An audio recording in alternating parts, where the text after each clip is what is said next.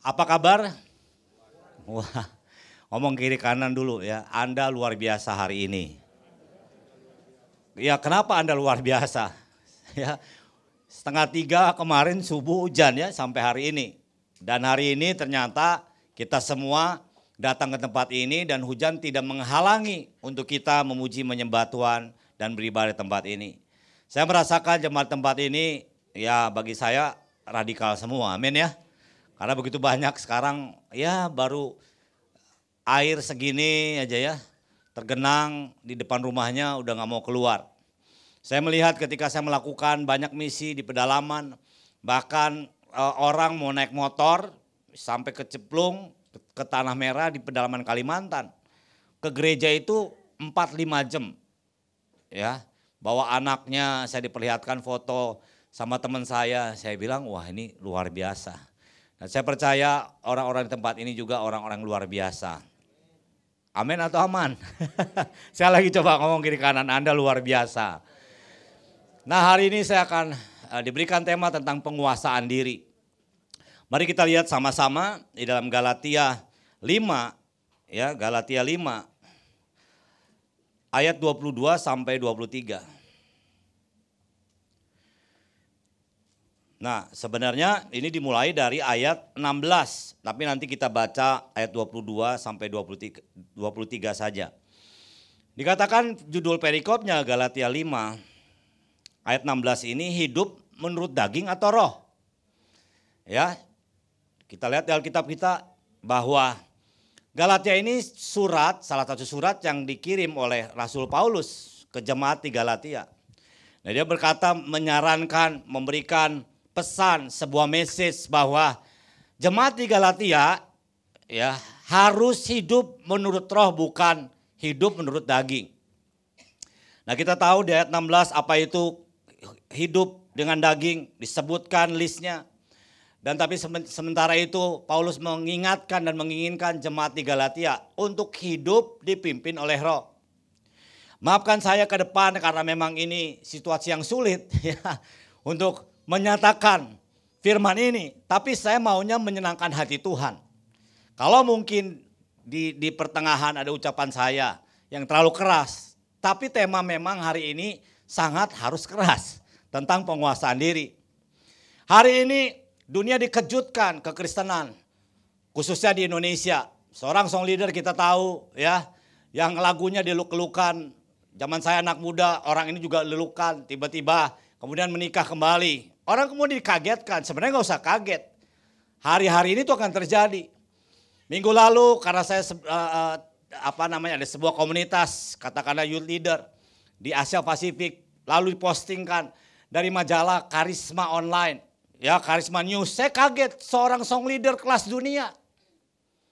Ini lebih kaget lagi. Ya, bayangkan, dia song leader yang telah memberkati dunia dengan lagunya tiap hari, Jesus be the center. Bayangin kurang apa. Pendetanya ini pendeta mega church. Dia song leader. Saya percaya pendeta ini, pendeta dia khususnya, ini telah memberkati seluruh dunia. Tele-evangelis. Jemaatnya mega church hampir 100.000. Gak mungkin tiap hari gak dengar khotbahnya pendetanya. Gak mungkin pertemuan full time gak didoakan pendetanya. Toh ketika dia confess mengakui bahwa dia yang berdosa dan menceraikan istrinya, kemudian dunia tercengang, gak usah tercengang. Memang hari ini Tuhan menunjukkan apa sih esensi kekristenan sebenarnya. Saya kemudian Skype dengan beberapa teman saya, iya bingung juga nih ya, kok fenomenanya sekarang seperti ini. Nah hari ini kita akan melihat apa keinginan Tuhan di dalam kehidupan perjalanan kekristenan kita. Paulus sudah mengingatkan jauh-jauh hari. Bahkan Yesus mengingatkan waktu kedatangan Tuhan seperti kedatangan ya bagaimana air bah itu terjadi. Manusia sukanya makan dan minum. Gak kegairahan akan Tuhan itu berkurang, digantikan dengan kegairahan ke Starbucks. Puji Tuhan hari ini Starbucks ya kan diposting. Langsung ya, langsung teman-teman saya hari ini gak usah ke Starbucks lah. Karena apa? Betul dananya disumbangkan untuk LGBT movement. Sekarang begini, kalau Tuhan sudah bekerja seperti itu dalam dunia, kita mesti apa sih kita belajar? Apa sih maunya Tuhan hari-hari ini? Jangan hanya menangkap akhir zaman itu seperti apa, tapi layakkah kita ketika Yesus datang kedua kali, kita menjadi pengantin yang siap dijemput. Yang setuju katakan amin. Ya, saya nggak bayangkan ketika saya jemput istri saya pakai mobil pengantin, istri saya mau ke gereja diberkati, waduh, salonan aja belum. Ibadah jam 10, saya jemput jam 9, salonan belum. Belum pakai gaun pengantin. Ya, alisnya masih setengah. Ininya masih disasak. Kira-kira saya emosi enggak? Wah, ini udah hari pernikahan nih. Berarti apa? Waduh, ini gak mempersiapkan dengan baik. Hari ini buah roh begitu penting di dalam kekristenan kita. Yesus datang, dia akan menjemput mempelai wanita yang siap. Siapa mempelainya? Betul, gereja. Tapi kita adalah gereja, amin. Mempelai yang siap, yang memiliki karakter seperti Roh Kudus sendiri. Di dalam Galatia, mari kita lihat. Galatia 5 ayat 22 sampai 23. Firman Tuhan berkata, tetapi buah roh ialah kasih, sukacita, damai sejahtera, kesabaran, kemuliaan, kemurahan, kebaikan, kesetiaan, kelemah lembutan, penguasaan diri. Tidak ada hukum yang menentang hal-hal itu. Barang siapa menjadi milik Kristus Yesus, ia telah menyalibkan daging dengan segala hawa nafsu dan keinginannya. Ada kata penguasaan diri.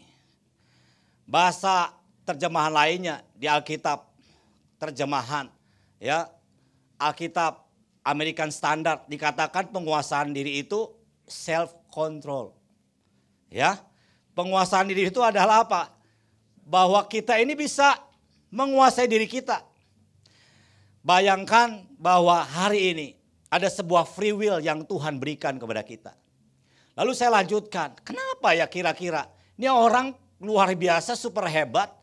Beberapa kali ke Jakarta konser, ditonton begitu ribuan banyak, khususnya anak muda. Makanya saya mengencourage kalian anak-anak muda jangan sembarang mengidolakan sekarang bahkan tokoh rohani. Ketika kita jatuh melihat mereka kita nggak siap. Hari ini maafkan saya mau ngomong bahwa anak muda itu hari ini dieksploitasi sedemikian rupa, dipakai sedemikian rupa. Ini maaf saya mau ngomong ya. Yang namanya industri rohani. Hari ini kekristenan seperti industri musik. Amin. Ya, semua jor-joran tapi ketika jatuh kayak Bang Ipul ini. Orang gak siap sama aja kayak kita. Bang Ipul jatuh, rumahnya dekat sini lagi. Lah kok bisa sih? Loh kok bisa lah, itulah industri. Sebabnya hari ini saya mengencourage kita. Mari kita lihat. Ketika kita punya remote, seperti itulah hari ini yang namanya penguasaan diri. Self control. Ketika kita mau menonton televisi jam berapapun. Kita punya free will. Kita mau menonton tayangan apapun, kita punya kehendak bebas. Kita mau matikan kapanpun, demikian juga hidup kita. Penguasaan diri di dalam buah roh sangat penting. Mengapa sangat penting? Mari kita lihat di dalam 1 Korintus 9 ayat 25. 1 Korintus 9 ayat 25 ternyata buah roh ini dipesankan oleh Paulus. Ditegaskan kepada jemaat di Korintus bahwa ada perlombaan yang diwajibkan kepada kita. Perlombaan untuk apa? Untuk melayani Tuhan. Perlombaan untuk mengejar kehidupan di dalam Tuhan. Perlombaan untuk bertahan dalam iman kita. Walaupun dunia sedang digoncang dengan pengajaran-pengajaran yang menyesatkan. Yang membuat kita akhirnya bertanya-tanya, ini Alkitab ini benar enggak? Ada pengajaran grace, ada pengajaran ya B, C, D dan sebagainya. Makanya Departemen Teologi GBI harus mengeluarkan surat pengembalaan untuk meluruskan pengajaran-pengajaran ini. Di dalam 1 Korintus 9 ayat 25, Paulus berkata tiap-tiap orang yang turut mengambil bagian dalam pertandingan apa? Menguasai dirinya. Lihat, menguasai dirinya dalam apa? Segala hal. Hari ini saya percaya tema penguasaan diri ini harus kita renungkan dan kita lakukan dalam-dalam. Mari kita lihat dikatakan penguasaan diri dalam bahasa Yunaninya. Dikatakan di situ di dalam bahasa Yunaninya bahwa self control atau penguasaan diri. Bahasa Yunani adalah egrateia. Apa itu egrateia? Artinya memiliki kuasa atau otoritas untuk mengarahkan, memerintah atau melarang diri sendiri, lihat. Diri sendiri. Terutama terhadap nafsu, keinginan besar, kegemaran.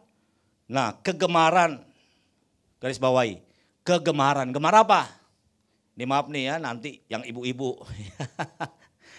Mau beli tisu, akhirnya ada apa? Tas obral. Ini kebutuhan atau keinginan. Akhirnya tisunya nggak dibeli, tapi tasnya dibeli. Tapi saya percaya di sini nggak ada, amin ya. Beli tisu ya tisu aja, yang nggak akan tas. Nah, amarah, hasrat, emosi, kecanduan, egoisme termasuk ini yang paling penting. Kesetiaan pada ikrar pernikahan juga kesucian. Wow, ketika saya merenungkan, oh ternyata penguasaan diri. Dalam bahasa Yunani egrateia itu ada penguasaan diri terhadap kesucian dalam pernikahan. Kami bersyukur Gereja Betel Indonesia ya bersama Pak Pendeta Suwito hari ini. Bahkan nanti di MD hari Senin akan merilis bahwa Bapak Sepanjang Kehidupan menjadi program ya untuk kelangsungan para pria-pria mempertahankan ikrar pernikahan kepada istri dan anaknya. Saya merenungkan, oh ternyata penguasaan diri itu berhubungan juga dengan masalah kesucian dalam pernikahan. Dan mari kita lihat di dalam 2 Petrus 1 ayat 5 sampai 11. Dikatakan di situ bahwa dalam 2 Petrus 1 ayat 5 sampai 11, penguasaan diri adalah salah satu yang harus ditambahkan kepada iman. Ya, kita lihat aja firman-Nya secara cepat. Di samping kebajikan, pengetahuan, ketekunan, kesalehan, kasih, pilio dan kasih agape. Kalau semua ini dalam hidup kita, maka kita memperoleh undangan resmi untuk masuk kerajaan surga. Ada penguasaan diri di situ, ditambahkan kepada iman kita. Nah, hari ini kita akan sama-sama belajar. Kalau seperti itu, penguasaan diri berhubungan dengan soal apa? Secara cepat, mari kita lihat di dalam Efesus 5 ayat 15 sampai 17. Yang pertama, bahwa dalam Alkitab mengajarkan kebenaran firman Tuhan. Efesus 5 ayat 15 sampai 17. Firman Tuhan berkata, karena itu perhatikanlah dengan sesama bagaimana kamu hidup. Janganlah seperti orang bebal, tetapi seperti orang arif. Dan pergunakanlah waktu yang ada, karena hari-hari ini adalah jahat. Sebab itu janganlah kamu bodoh, tetapi usahakanlah supaya kamu mengerti kehendak Tuhan. Penguasaan diri yang pertama berhubungan dengan masalah waktu. Apa prioritas waktu kita? Apakah kita mengutamakan Allah terlebih dahulu? Yang kedua, apakah kita mengutamakan keluarga terlebih dahulu? Saya dengan beberapa pemimpin, saya sering sharing. Jangan sampai saya salah prioritas. Pekerjaan, pelayanan boleh hebat. Tapi kalau keluarga babak belur, yang salah siapa? Yang salah tentunya saya sebagai kepala keluarga. Ada prioritas yang salah di situ. Hari ini penguasaan diri itu berhubungan dengan soal waktu. Ada sebuah free will di mana ketika kita bangun pagi tadi, apakah kita langsung nonton, apalagi channel sekarang ya. Channel sekarang Indonesia aja berapa? 15 channel. Kalau TV kabel berapa tuh? Saya pernah konselingin satu orang, bapak-bapak gak bisa tidur. Padahal udah makan obat tidur. Saya bingung juga. Kesukaan dia nonton. Nonton apa berita? Kalau CNN udah habis, ya Al Jazeera. Terus nonton lagi, ya tentang ekonomi global segala macam. Karena memang dia ini waktu kecilnya suka pengamat bisnis. Jadi dari jam 11, 12, 1, 2, 3 sampai ngantuk tuh Pak, jam 4 biasanya. TV ya tetap saya baru ngantuk Pak, saya tidur. Saya ngomong firman Tuhan ini. Kalau Bapak punya penguasaan diri, Bapak tahu, Bapak juga dalam hidup Bapak punya yang namanya self control. Jam 9, jam 10, coba Bapak minta kepada Tuhan doa, bila perlu doa puasa. Harus ada penguasaan diri. Harus ada yang namanya ya tanggung jawab. Harus ada yang namanya kedisiplinan. Lalu kemudian kita terus sama-sama men-sharingkan firman Tuhan. Dan hari ini puji Tuhan, nggak usah pakai obat, ya, nggak usah pakai remote control, nggak usah. Dia tahu, yang namanya penguasaan diri harus dilatih.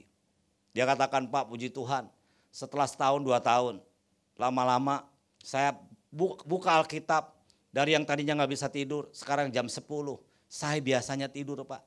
Dan saya udah lepas ketergodaan kepada obat tidur. Yang pertama, masalah penguasaan diri dalam hal waktu. Hari ini sediakan waktu yang tepat untuk Allah. Sediakan waktu yang prioritas untuk Allah. Yang kedua, sediakan prioritas waktu yang tepat untuk keluarga. Yang setuju katakan amin. Yang setuju katakan amin. Amin.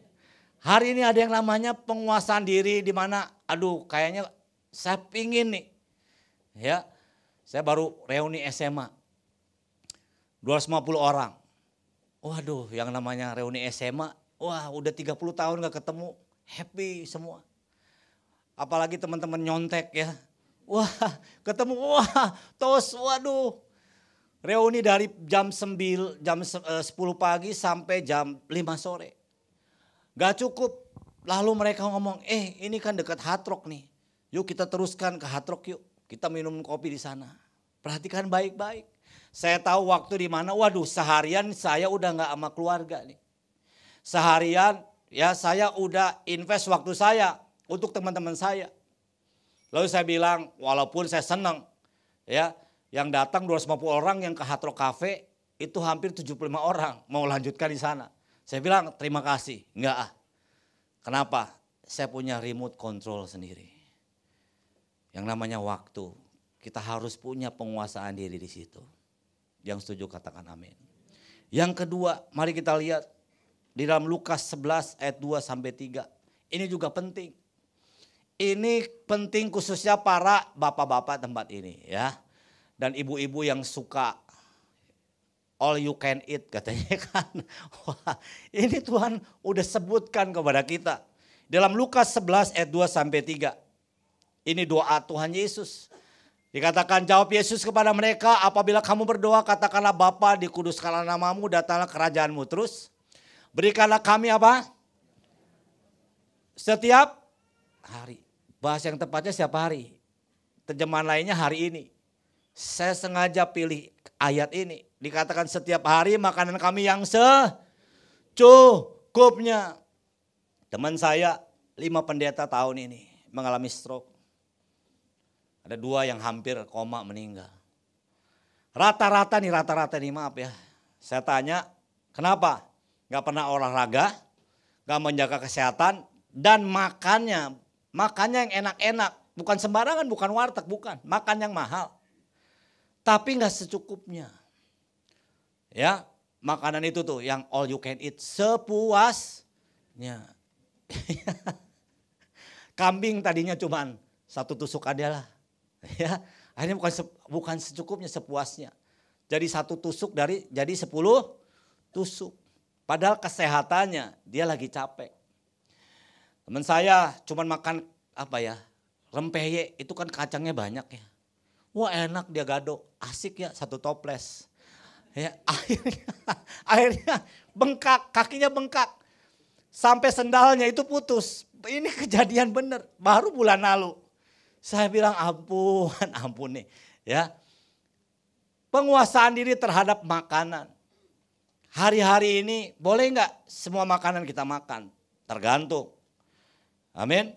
Kalau makanan itu membuat kita udah tahu kita ini kolesterol tinggi, jantung dan sebagainya. Mungkin boleh kita makan tapi sedikit lah. Ya, sedikit. Saya itu kuliah di Medan. Suka yang namanya durian. Bener, ya, suka banget karena nggak ada musimnya di sana, musim terus setiap hari. Tapi setelah umur saya nih menginjak 40 sekian, dikasih sama jemaat, ya, datang ke rumah bawa durian, wah 5 lagi. Waduh, saya bilang gimana nih ngabisinnya ya. Ini mah bukan masalah tengking-menengking, bukan. Penguasaan diri. Ya ingat, kita ini remote control kepada hidup kita sendiri. Gimana nih, kita play nggak nih? Kalau play nih, berapa nih? Pausnya kapan? Lalu istri saya, ya, saya oke deh. Saya cicipin 2, bener cicipin 2. Istri saya mau 1 apa? 1 buahnya ya semuanya. Saya ngomong juga, hati-hati, nanti darah tinggi, kolesterol naik loh. Ya, daripada langsung aja cepet. Kalau di kulkas nih biasanya nih, memang 2 ya, betul 1 hari. Besoknya 2 juga, lama-lama tuh 4 atau 5 habis juga ya. Lalu ngomong kiri kanan ke tetangga saya kasih aja deh, saya bagi deh. Makanan yang kita jaga. Dulu, aduh saya suka yang namanya B2, jangan tanya lah. Ya, sorry ya. Karena saya SMA itu pemandangannya itu terus.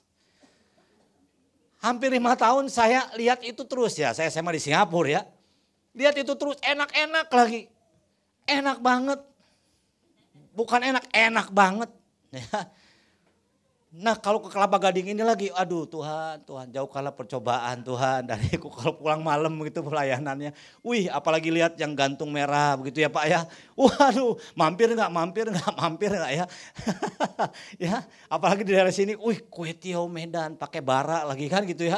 Waduh isinya udang kerang nih, waduh. Tapi saya itu hitung-hitung sebulan ini saya udah makan berapa nih udang nih. Kalau enggak, jangan salahkan ketika kita di rumah sakit. Lu punya dosa sih lu. Ya, dosa apa? Coba tanya Tuhan.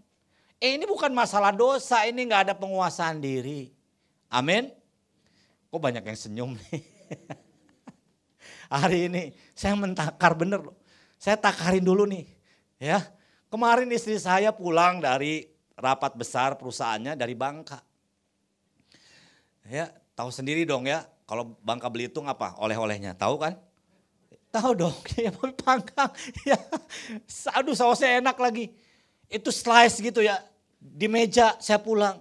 Wih, apaan nih? Waduh, ini barang ini nih. Aduh, wah gimana nih ya? Saya liatin, saya pandang-pandangin ya. Aduh, gimana? Berat nih. Dia bukan beli, dikasih sama pimpinan perusahaannya. Karena dia mau join, sama pimpinan perusahaannya bukan dikasih 1 slice lagi. Itu mungkin 2 kilo. Waduh, saya lihat, aduh.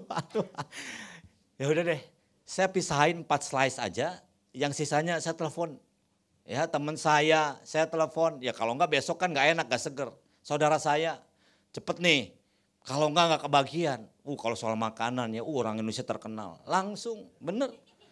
Gak usah nunggu setengah jam, nyampe. Mana. Penguasaan diri terhadap pola makanan kita jaga. Amin. Perhatikan baik-baik. Tuhan mau bahwa roh, jiwa, tubuh kita ketika Tuhan jemput itu tidak bercacat, bercela. Tubuh, jaga makanan kita. Hari ini ayo ya kalau suka yang ngemil kacang, kita punya remote control kita, penguasaan diri. Kapan kita stop nih? Apalagi aduh kacang mede ya, saya suka banget tuh kacang mede itu.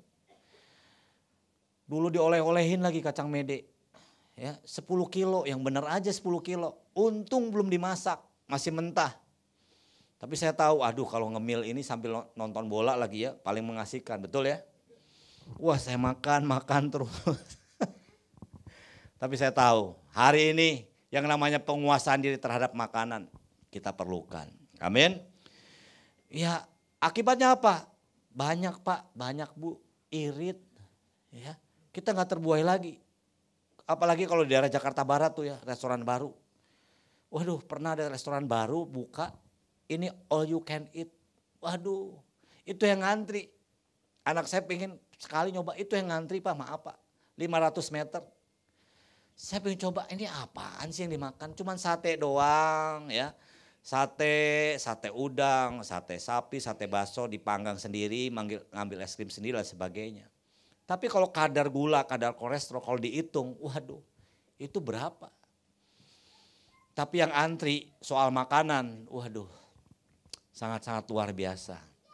Sebab yang kedua dikatakan jaga penguasaan diri kita dalam makanan. Nah ini yang penting, yang ketiga Amsal 14 ayat 29-30. Ini sangat-sangat penting penguasaan diri. Yang ketiga berkenan dengan soal yang namanya sikap hati. Katakan sikap hati. Orang yang sabar ya Amsal 14 ayat 29-30. Besar pengertiannya, tetapi siapa cepat marah membesarkan kebodohan. Hati yang tenang menyegarkan tubuh, tetapi iri hati membusukkan tulang. Makanya Galatia 5 ayat 16 Paulus mencantumkan list keinginan daging itu, ya perbuatan daging.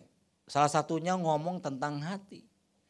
Yaitu apa dikatakan di situ ayat 21, kedengkian, kemabukan, pesta pora.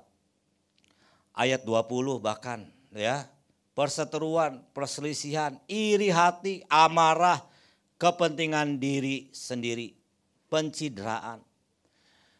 Jaga sikap hati kita itu adalah juga berkenan dengan masalah penguasaan diri. Amin. Ya, sikap hati kita. Hati kita nih gimana? Punya penguasaan diri enggak? Saya berapa kali sampai hari ini terus terang saya belum sempurna. Karena kesempurnaan milik Kristus. Amin. Tapi saya mau latihan terus. Hati saya terus punya penguasaan diri. Penguasaan diri dalam hal apa? Penguasaan diri dalam tentunya mengendalikan hal-hal saya terhadap yang namanya emosi, amarah dan sebagainya. Contoh kecil aja lah, gak usah jauh-jauh. Istri saya orangnya dominan, saya juga orang dominan, susah nih. Dua-dua dominan. Istri saya itu udah mandiri dari sejak SMP, udah kerja dari SMP. Saya dominan. Kenapa? Karena saya melihat figur bapak saya. Sebagai pemimpin dia dominan. Bapak saya kepala sekolah dan dia harus dominan, mengatur guru-guru. Dan saya belajar terus dan ketika dua ini berjumpa dominan sama dominan. Satu gak ada yang ngalah. Ya saya juga bisa. Pada akhirnya bisa. Ini maaf ya. Tapi jangan sampai. Ya, akhirnya kita berantem dan kita mungkin bercerai. Tapi karena saya tahu firman Tuhan ini. Oh ternyata saya ini kepala keluarga kalau prinsip Bapak sepanjang kehidupan. Saya ini sebagai sumber, saya yang duluan. Karena ketika saya turun, gak jadi dominan, istri saya juga akan ngikut.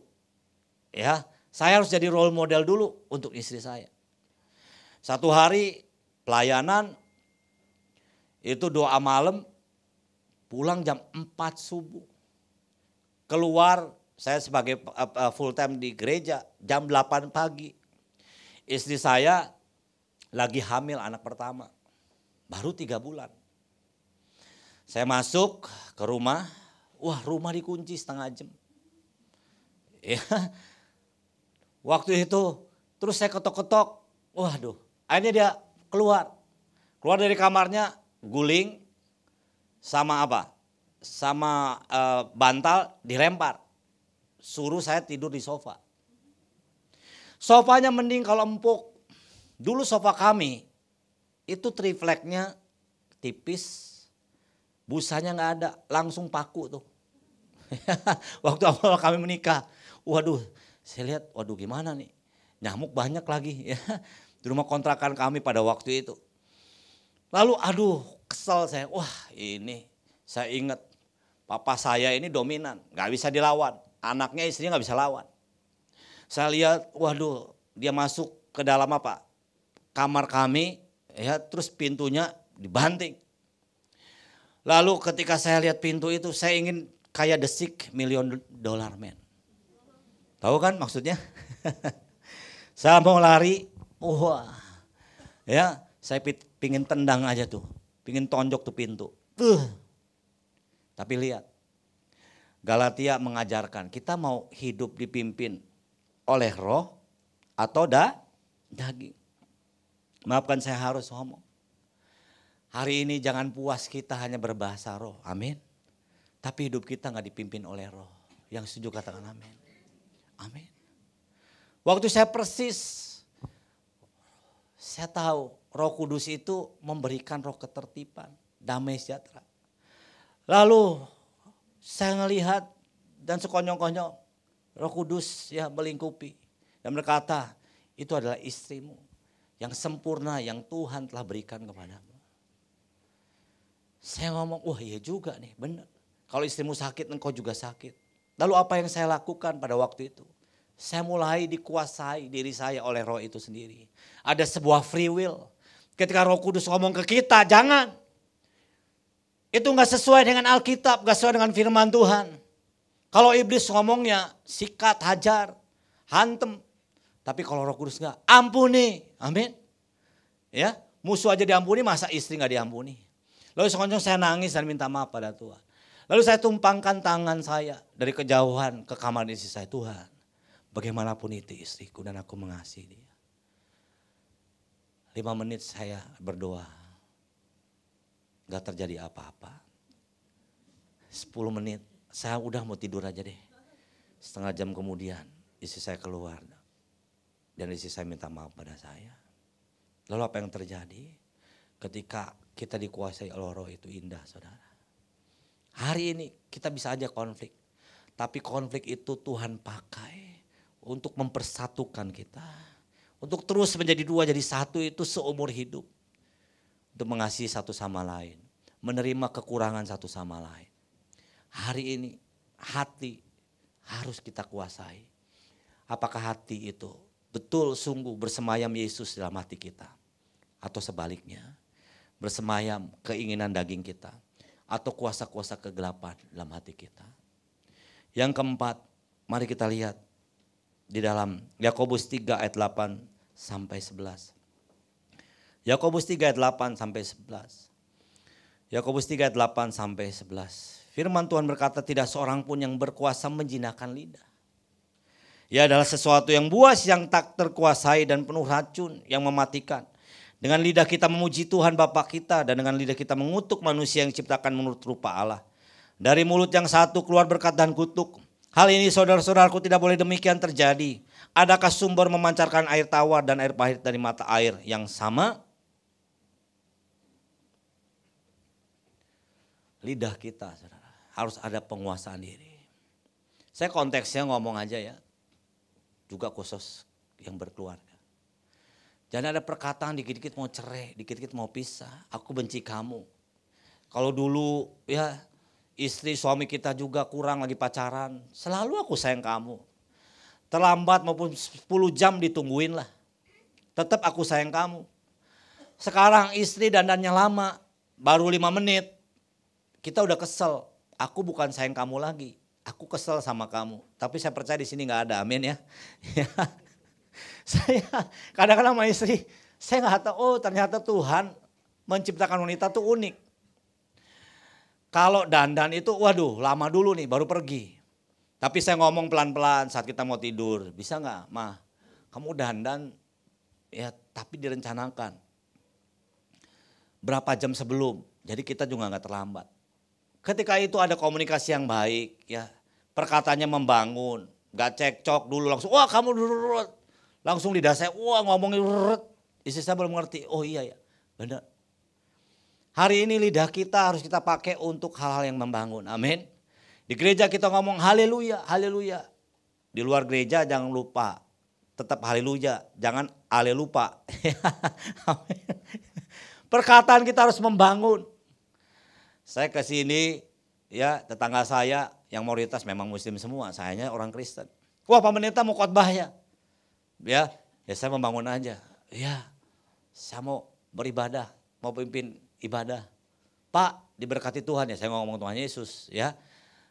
Karena ini kan ustadz-ustadz juga nih udah haji 3 kali lagi haji. Tengah saya orang Padang. Pak, diberkati Tuhan Pak ya. Oh mau pendeta, dibalikin. Ya, Tuhan Yesus memberkati ya. Saya berarti kan ya apa yang saya tabur dengan ucapan saya itu membekas di hati mereka.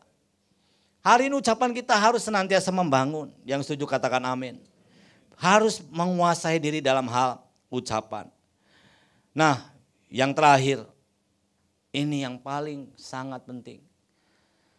Yang pertama, coba kita ulangi.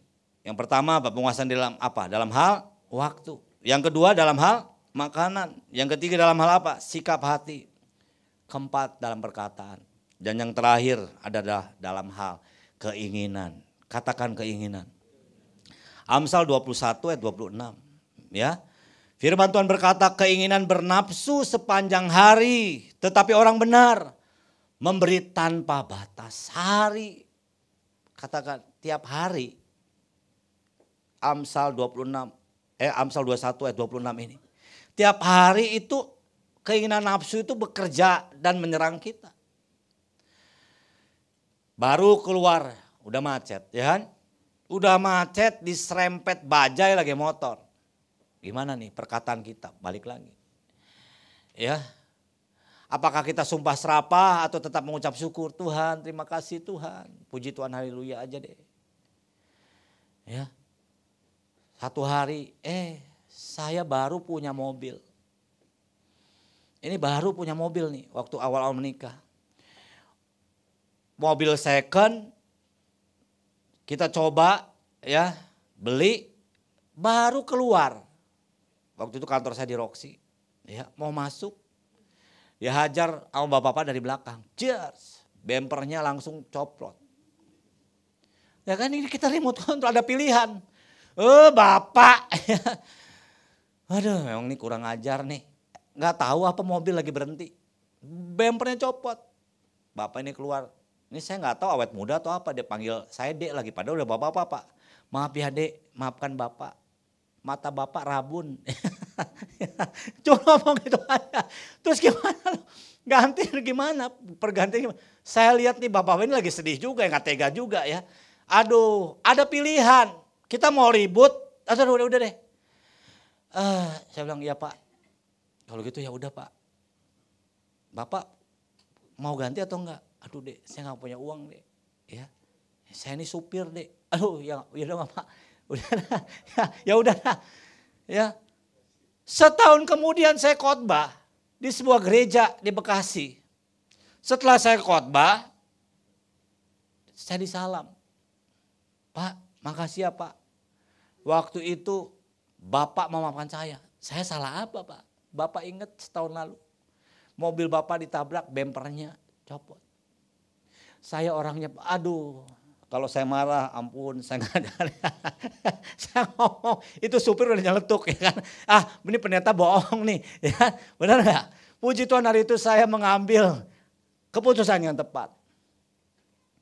Keinginan itu berhubungan ya dengan hal apa lagi? Coba 1 Timotius 6 ayat 6. 1 Timotius 6 ayat 6 ya. Memang ibadah itu kalau disertai rasa cukup memberikan keuntungan besar. Penguasaan diri dalam hal kecukupan. Bahkan nanti 1 Yohanes 2 ayat 16 baca di rumah ya. Sebab semua yang ada di dalam dunia yaitu keinginan daging, keinginan mata, serta keangkuhan hidup bukanlah berasal dari Bapa melainkan dari dunia. Hal keinginan.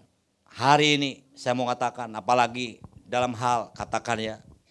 Ada berkata bangsa ini lagi sulit, ada berkata bangsa ini membangun dan sebagainya. Tapi di hari akhir, di zaman akhir ini, keinginan kita harus kendalikan diri di bawah salib Kristus. Yang setuju katakan amin. Yang setuju katakan amin. Sekali lagi maaf ya, ini saya bukan mau ini, Yesus saja ditinggikan ya. Saya Singapura 84 sampai 89 akhir. Saya tiap hari lewat yang namanya orang lihat branded sale itu ya. Barang-barang yang memang mahal. Sabuk, dompet, jam tangan segala macam. Saya lihat. Begitu saya dipanggil menjadi hamba Tuhan.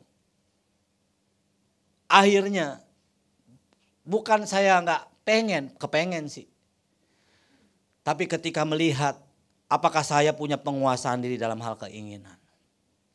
Kadang ketika kita punya sesuatu, ya, artinya punya sejumlah uang. Ini juga free will, kita bisa belanjakan uang ini untuk apa?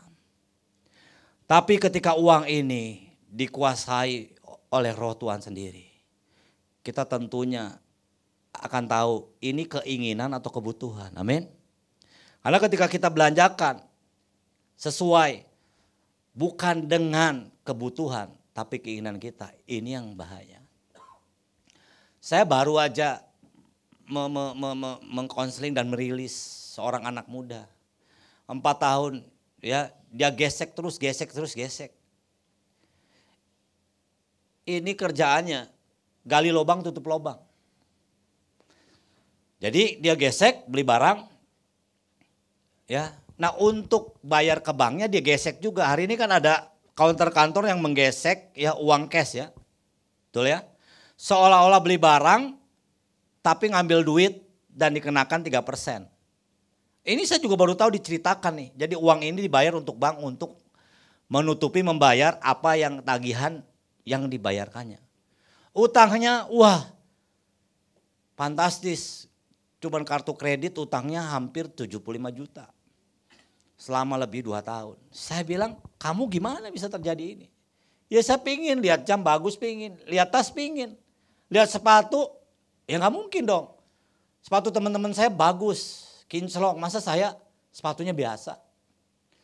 Lalu saya arahkan kepada masalah ini. Kamu beli itu keinginan atau kebutuhan? Pertama dia ngomong, kebutuhan sih saya perlu sepatu saya rusak. Tapi dari kebutuhan itu keinginan. Saya bukan membeli sepatu yang saya sanggup bayar, tapi sepatu yang gak sanggup bayar. Maksudnya gini, tadinya cuma 300 ribu, akhirnya lihat yang bagus menjadi 3 juta. Hari ini penguasaan diri sangat-sangat penting tentang keinginan. Amin. Amin atau aman? Amin. Ya, anak muda. Ya, kalau engkau menginginkan pasang hidup, tanya kepada Tuhan. Tuhan, aku butuh. Jangan hanya ini semua, ini butuh nih. Wah, ini keinginan. Ada satu yang cantik, wah ini orangnya. Satu lagi yang cantik, wah ini orangnya. Akhirnya, waduh bingung nih, ada 5 nih. Ya, bukan seperti itu. Saya minta pria-pria tempat ini adalah pria yang menjadi bapak sepanjang kehidupan. Amin. Ya, jangan lihat istri orang lain lebih cantik. Wah saya ingin tuh istri saya seperti itu. Jangan. Udah cukup istri kita yang Tuhan tetapkan itu sempurna. Yang setuju katakan amin. Saya datang kemarin reunian. Ini maaf nih saya ngomong sama istri saya ini lihat foto-fotonya. Artis sinetron. Ya. Pebisnis. Pragawati datang. Itu yang kurus tinggi. Ya. Maaf nih Putri Indonesia mah kalah. Benar. Kecantikannya. Tapi ketika saya punya penguasaan diri, ini mah biasa. Istri saya walaupun dulu penyanyi tamborin, langsing banget. Sekarang punya 2 anak, ya kan patoknya mengembang kiri kanan ya gitu ya. Mengembang juga. Saya ngomong ini yang paling sempurna, aku gak mau ingin lagi. Karena pernikahan cukup sekali. Allah maut tidak bisa memikahkan. Betul kan seperti Yesus tidak bisa gerejanya. Sekali menikah. Gak boleh cerai. Betul. Kalau saya punya keinginan lagi, wah istriku kok jelek banget ya. Ini kok lebih cantik nih. Ya. Parfumnya wangi lagi. Istriku jangan ngomong parfum. Ya. Kalau udah kerja, waduh.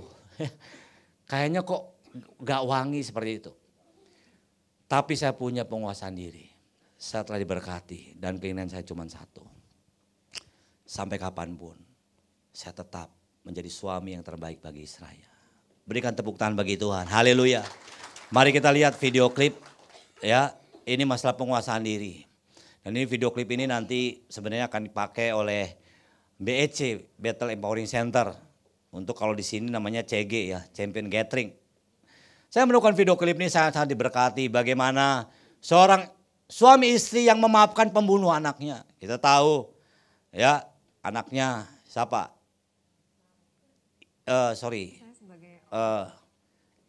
Kalau nggak salah anaknya Irma atau Ira tuh, ya.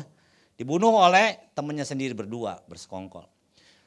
Tapi di liputan online, ya, media online, bapak, emaknya bahkan datengin waktu di pengadilan pembunuhnya, bahkan di peti matinya ngomong ke anaknya, ibu udah mengampuni orang bunuh padamu. Tenanglah nak, engkau sudah bersama Bapa di surga. Ini penguasaan diri mengenai hati luar biasa. Saya banyak belajar dari orang ini hidupnya. Kalau mereka, waduh anak tunggal loh, dibunuh. Tapi kenapa ya mereka bisa punya penguasaan diri, memilih untuk mengampuni daripada membenci seumur hidup mereka. Mari kita saksikan video klip ini. Saya sebagai orang yang percaya, yang kenal dekat sama Tuhan, saya selalu beranggapan bahwa semuanya akan menyenangkan buat saya. Tetapi ketika kami mendengar bahwa ada orang yang melakukan kejahatan kepada anak kami sehingga Sarah meninggal gitu. Saya nggak percaya kenapa Tuhan dengan janjinya untuk menyertai kami. Kok sampai Sarah mati terbunuh gitu. Saya menyalahkan Tuhan dan saya marah sama Tuhan. Saya tidak pernah membayangkan juga bahwa anak sematawayang kami dipanggil lebih cepat dari saya sama istri saya.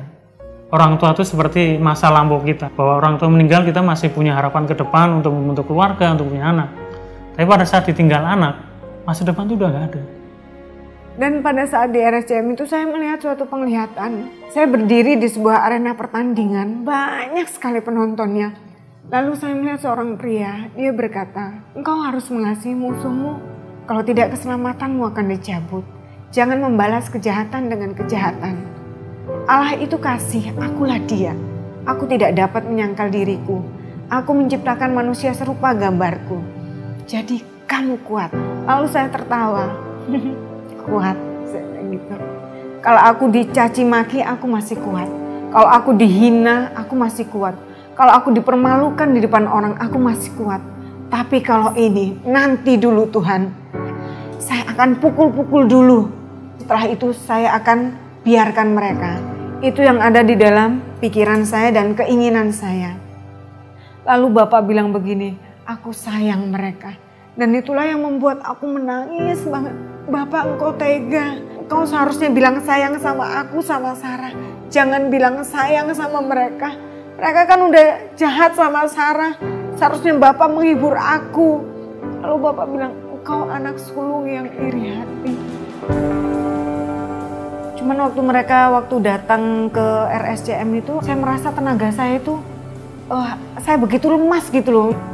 Saya secara pribadi seperti tidak ada tenaga. Saya berhadapan dengan dia setelah dia dinyatakan sebagai pelaku. Dia masih di rumah duka.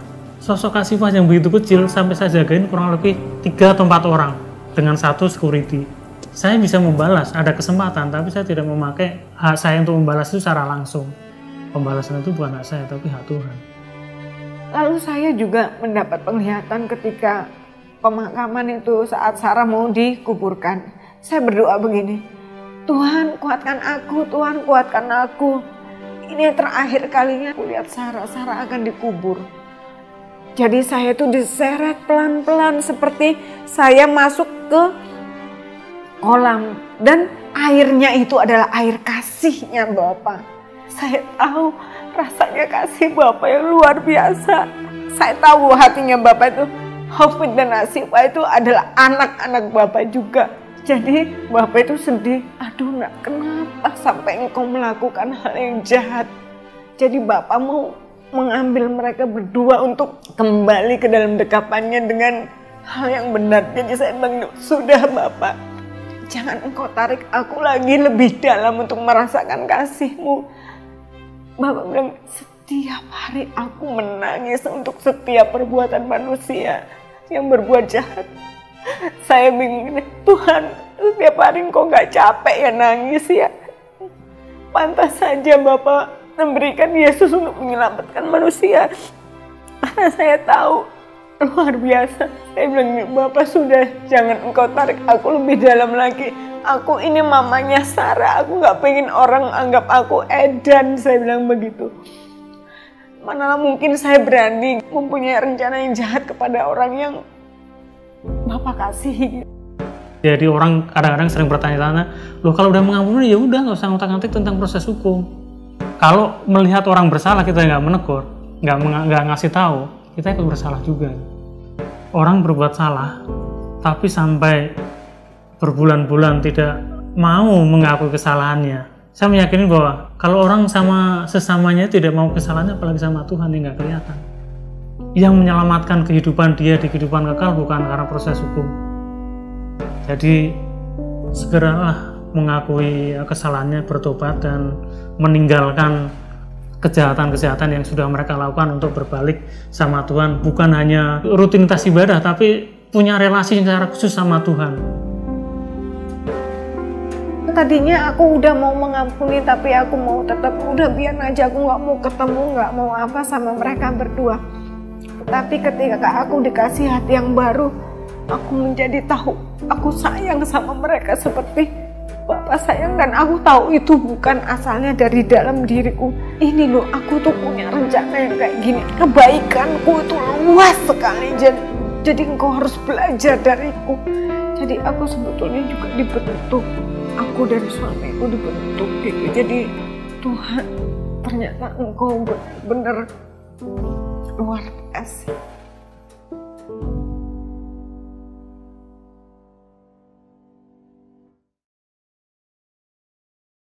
Mari berikan tepuk tangan bagi Tuhan.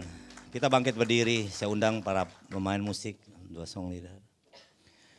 Terima kasih Bapak. Mari kita datang kepada Tuhan. Biarkan kita merenungkan firman Tuhan sesaat, tutup mata kita. Ada sebuah lagu yang berkata bagaikan bejana siap dibentuk. Ini kami Tuhan, hamba-hambamu. Terima kasih Tuhan, firman-Mu Tuhan. Siang hari ini telah menegur kami, menguatkan kami. Untuk kami bertumbuh dalam pengenalan akan Kristus. Biarkan Roh Kudus, ini saat yang Kau mengubah hidup kami, mengubah hati kami. Biarkan Roh Kudus mematraikan firman yang telah kami dengar. Bukan hanya untuk kami dengar, tapi untuk kami lakukan dalam kehidupan kami.